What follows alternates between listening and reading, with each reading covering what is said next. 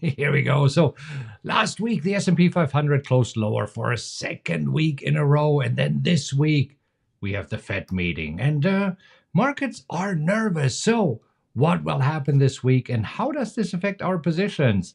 Also today, new WTF trade. So we'll take a look at this. And Google making a move. So I'll show you what's behind this. And with that said, welcome to Coffee with Markus and Mark. And today is Monday, March 18th. In this show, we are going to talk to you about what's happening in the markets and how we are trading it. And Mark, up, and away again today. Sure looks like it after a rough Friday and also a negative week. So stocks have pulled back a little bit from record highs, really led by tech, Marcus. And then we see here the S&P 500 shaking off Friday's losses and gapping higher. Yeah. And you're right. Today, surprisingly, it's all about tech. Look at this. I mean, I need to change my color here. We have our magnificent 7. Microsoft up a little bit. Nvidia resuming its rally. Amazon up. Tesla up 5%. Meta. And then we have Google and Apple. And these two are driving the markets here today. Yeah, Google in particular sharing some optimism early on after a Bloomberg report said that Apple is in talks with Google to license and build its Gemini artificial intelligence engine into future iPhones. There you go. There's the headline.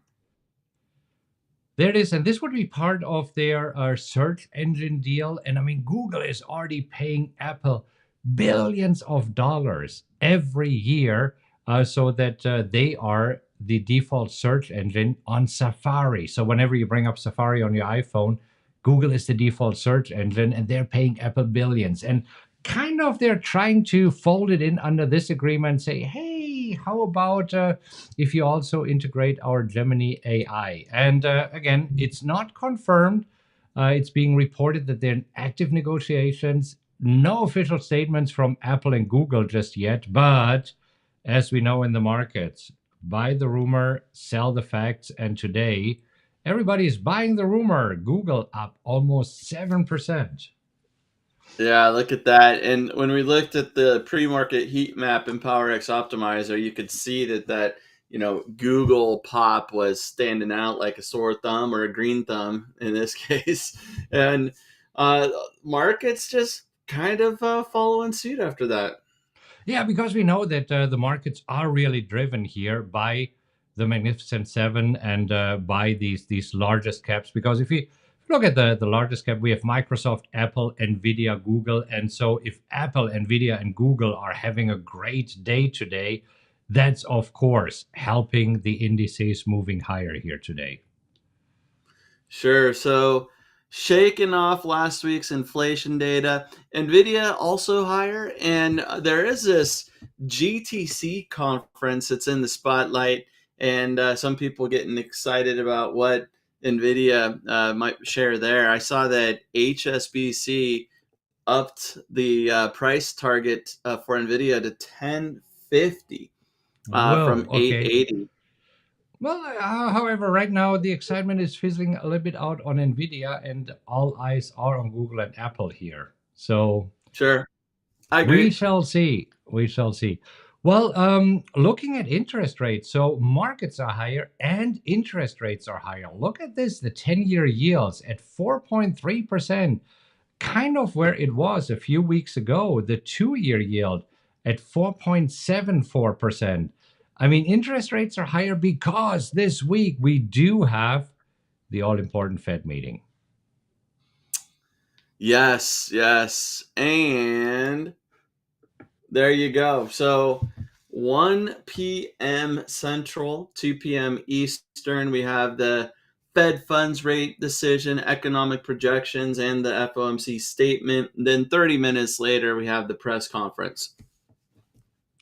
Right. And this is where, I mean, right now, everybody already knows what the Fed will do. I mean, if we look at the probabilities, we know that the Fed is right now keeping rates the same. I mean, a 99% probability factored in. I'm surprised that there's still a 1%. It's kind of like betting a little bit on the zero on roulette. That's almost what it looks like. But Yeah. yeah, and then also for the May meeting. However, this is where I expect Powell to be a little bit more vague because he has been, we talked about it, incredibly transparent. I mean, for the past few years. He has, and this is where we've even discussed how the Fed funds futures hasn't really shown a realistic perspective based on what the Fed has continued to say, and in this case, you're right. There could be some uncertainty, but this is what traders want to know because the March cut is really off the table, right? Right. 99% probability they won't cut. The May cut is pretty much off the table. 95% chance they won't cut. They'll keep things the same. The June cut, changing probabilities. I think this is the lowest that we've seen. Yeah. And so a possible cut about 59% based on all of the probabilities. So right now, investors are pointing to maybe June, maybe July, but there are other questions like just how many cuts for the remainder of the year the Fed expects. Right. And I mean, with the uncertainty that we have right now, I mean, this is where Powell will probably say, well, we'll keep watching the data and we'll adjust accordingly. Where previously he was pretty clear whether he is intending to raise a little bit more or lower interest rates. And I think right now he will keep it super vague because, yeah, I mean, what do we do with the higher than expected inflation data that we had over the last 3 months? And that's where I think that the Fed won't be in a hurry to cut as long as the economy isn't just getting crushed. Yeah. So we'll see. We'll see what happens there. 2 days, 2 hours. This is when it will happen. Crude oil, crude oil, crude oil, crude oil. Look at this. Also creeping up here right now, trading decisively above 80 at 81.19, 81.20. I mean, having really a great run so far this year. Yes, and recently, I mean, we've been in these ranges, we've traded in these ranges, and it looked like there was a hard time recently closing above the 80 mark. That's no longer the case. So it looks like the markets are starting to get used to $81 a barrel and maybe even higher. Yeah. We'll see. And then there's Bitcoin. Bitcoin retracing. I mean, it was trading as high as 73,700 and now back to 66,800. So, I mean, wow, that is a pretty substantial drop here. What is it? 7,000, a 10% drop that we see here from the high. Yeah, and also with the run that we've had this year, yeah, I mean, pullbacks are to be expected after such a sharp run up. I mean, look at that uptrend. That's almost to the moon. Almost to the moon. But hey, we shouldn't worry about it because Bitcoin is about to rally to $150,000 this year and then could $250,000 in 2025. Standard There you Chartered. go. There you go. Boom. So nothing to worry about this. Well, I never heard of Standard Chartered. Have you heard of these guys? No, it's probably some crypto Yeah. thing. I don't know about Would that be, one. would be different and funny if Jamie Dimon would say this because he is not True. big on crypto. But if he came out and say, well, at JP Morgan, we believe that Bitcoin is to rally at 250,000. Maybe that. So I think they are a bank, but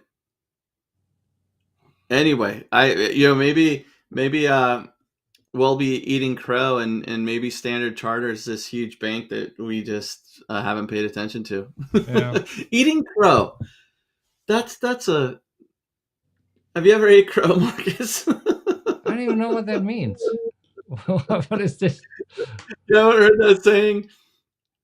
No. Okay. What is a We'll crow? just Like a bird? yeah. So Let's just leave it at that. I'm sure we'll get some comments on that one. Okay. Not as popular as the seal in the coffin, though. Yeah, no. Over the weekend, I heard so Penguin goes into the bar, asks the bartender, "Have you seen my brother?" The bartender says, "I don't know. What does he look like?" Okay. Never mind. Let's talk about our positions here. And where do we start today? Wheel or WTF? Let's wheel it first. Let's wheel it first. Okay, first up, Apple. I sold the 150, the 170 Apple put, and it expired worthless. Today, Apple jumping higher, so no opportunity for me to sell it again. Hey, turned out to be another winning trade. I'll take this one. Yeah, not bad. CSIQ, little buddy here. Come on. I mean, we've been talking about it. You need to make a move, but today, with interest rates higher again, CSIQ lower, CSIQ down half a percentage point. Interest rates are up, the 10-year yield half a percentage point. So we do have that correlation there. Nothing for us to do. True. All right. And then NEE. NEE. This morning, I got a nice dividend payment for NEE, bringing down my break even now to 67.07. Still a little bit away from where we are, but up 0.5% today. I'll take that one. Yeah, Chip like the dividend payment, Okay, as you it might sounds like it. have heard. Okay. Dividend payments, Knuckle. always a good surprise since we do have mainly dividend stocks in our portfolio. We already got one paid for UPS recently. This one got paid on March 8th. Another one here for NEE. Not too bad, not too bad. Bringing down our break even. And then we have UPS. UPS, come on, little buddy. I mean, you have been already up there and now moving lower. So I sold the 157.50 against my existing position and bought it back last week. Right now, not yet being able to sell it again. We need UPS to move higher. Right now, today, down 0.4%. A little bit surprising to me. Yeah, I mean that's nice. Or nice, not a nice reversal. I don't want a reversal, but I mean that reversal is something that I want to watch. Nothing to do, but it does look like even though we're pulling back, that it's not this sharp continuation to the downside. So if you look at the trend line there, it's kind of within the context of the overall trend since coming off of those February lows. There you go. So if we want to pull back, let's get a bounce right off of that trend line. Stay in that channel. And you know why UPS could be lower today? What's that? We do have FedEx reporting earnings this week. So we are Okay. at the tail end, but on Thursday after the bell, we do have Nike and FedEx reporting earnings. Don't know if there's some nervousness in UPS of saying, okay, what's FedEx gonna say? Because FedEx, if you go back here, also recently pulling back a little bit, trading in this range after they did have an earnings miss in the previous earnings report. You see it here, and a huge, massive drop. Right now, the question is, okay, what's happening on Thursday after the bell? So that's my theory why UPS is down a little bit today in sympathy, kind of wondering, okay, what's happening here with FedEx? And I could be completely wrong. Hey, could be a little profit taking because there is some uncertainty, and you get that sympathy move when you have, a competitor reporting earnings. So, could definitely be the case. Moving on to WTF. So, a few trades that I have on. Merck is our trade from last week. Merck today, just around the unchanged mark. So, we're still overall a little bit down in Merck, 2.8% here. Bought it at 124.68. Right now, trading at 121.42. No exit signal just yet, but ready for Merck to make a move more towards the upside. Let's do it. Yeah. TTD, great day today. So far up 2%. So TTD for us up 1.15%. Bought it at 77.53. right now trading at 78.41. So this one here is definitely looking good. Yeah, I like this move, and probably need a little bit more of a push higher before we have an exit signal, but I'll take it up 2% today. Yep. And then ZS still moving lower, and this is where we had this profitable trade a few weeks ago. There was a profitable trade. So could this be the first losing trade, or will Zscaler turn around? I mean, right now this is down 4%. We're still ways away from our stop loss price, but I mean, not yet moving in the direction where we wanted to move. Yeah, I mean this will happen sometime. So is this the bottom? We'll see. Coming off of session lows up. Yeah. And then we had two more. You entered on Friday, AEP, American Electric Power, up 0.7%. So this is looking good for you. Yeah, I can't complain here. If we stay up at these highs and move a little bit higher, probably an exit signal today or tomorrow. We'll see. But loving the pop. Yeah. CS Gas, another trade that you entered. And right now, probably right where you entered, right? 37.12 was the entry signal, 37.20 trading right now. So this was also another trade, I believe, on Friday when we had the entry signal. Yep. All right. Couple of new signals today. First of all, CTSH. So CTSH, we both entered it today, and we did enter it right here. Yeah, at 75.87 right now, slightly down, 50 cents down. So we'll see what happens today. A little bit all over the place, and we expect it to go up here to march towards 78 again. That's our plan for this one. That's the goal.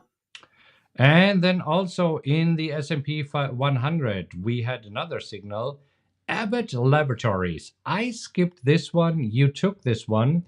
You got filled at 115.35 right now, just down a few pennies. So we'll see what happens here. Yeah, this is where chart-wise, technically, it didn't really like what you saw there on the signal, so you used a little discretion to pass. I traded a half position to have some exposure there. We'll see how it ends up, but just hanging in there at this time. Yeah.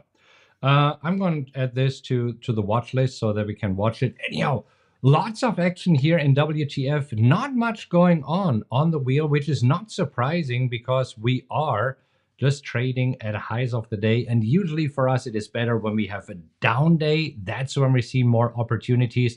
We looked at some of our favorites that we have been trading recently, like Oxy, like Apple, like MRO.